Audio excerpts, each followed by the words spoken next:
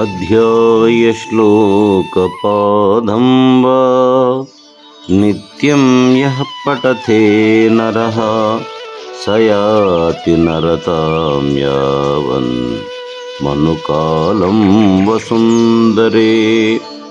ఓ భూదేవి, ఎవరు ఒక అధ్యాయమందరి 4వ భాగము నిత్యము పారాయణము చేయునో అతడు ఒక మన్వంతర కాలము మానవ జన్మను పొందును.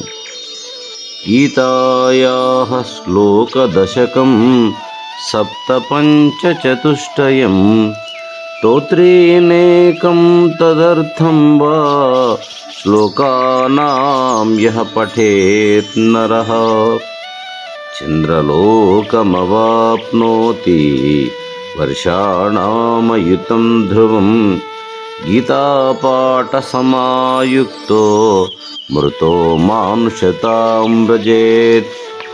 గీత యందలి 10 శ్లోకములను గాని లేక 7 కానీ లేక 5 శ్లోకములు కానీ 4 కానీ 3 కానీ 2 కానీ చివరికి 1 శ్లోకము కానీ లేదా కనీసము అర్ధ శ్లోకము కానీ ఎవరు పఠిస్తారో వారు చంద్రలోకమును పొంది అచట 10,000 సంవత్సరములు సుఖముగా ఉంటారు.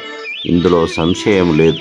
మరియును గీతను పఠిస్తూ ఎవరు మరణిస్తారో వారు ఉత్తమమగు మానవ జన్మమును పొందగలుగుతారు.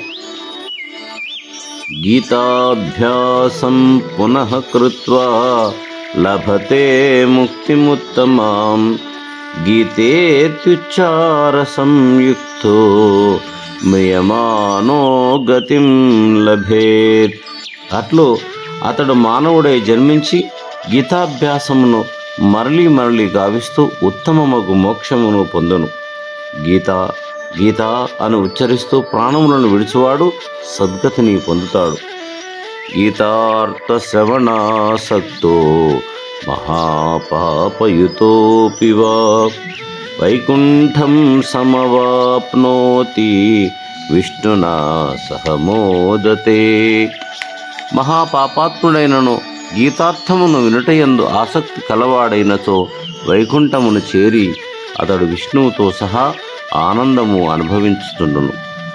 గీతార్థం ధ్యాయతే నిత్యం కృత్వా కర్మాణి భూరిషః జీవన్ముక్తః సవిజ్ఞేయో దేహాంతే పరమం పదం.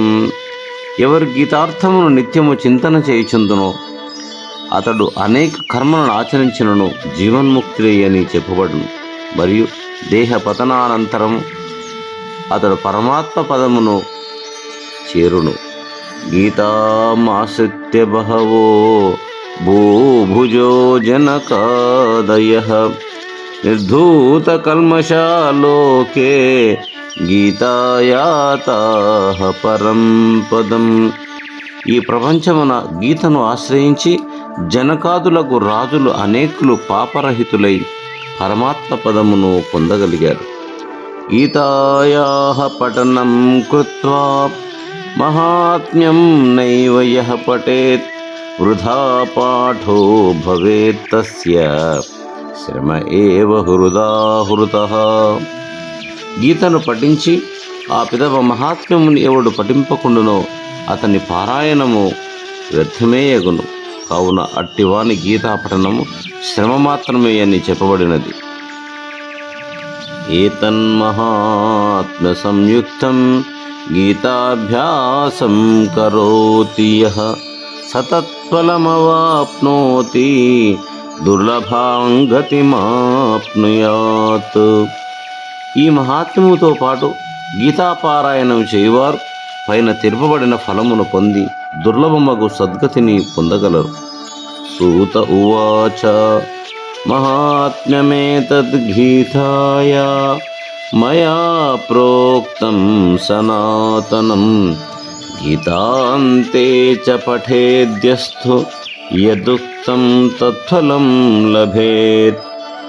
సూతుడు చెప్తున్నాడు, ఓ శౌనకాది మహర్షులారా, ఈ ప్రకారము సనాతనమైనట్టి గీతా మహాత్మ్యమును నేను మీకు తెలిపితిని. యుద్ధాన్ని గీతాపారాయణ అనంతరం ఎవరు పఠించునో వారు పైన తెలిపిన ఫలమును పొందుతారు. इति श्रीवराहपुराणे श्रीगीतामाहात्म्यं सम्पूर्णम्।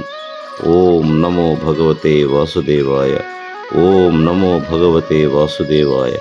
ओम नमो भगवते वासुदेवाय।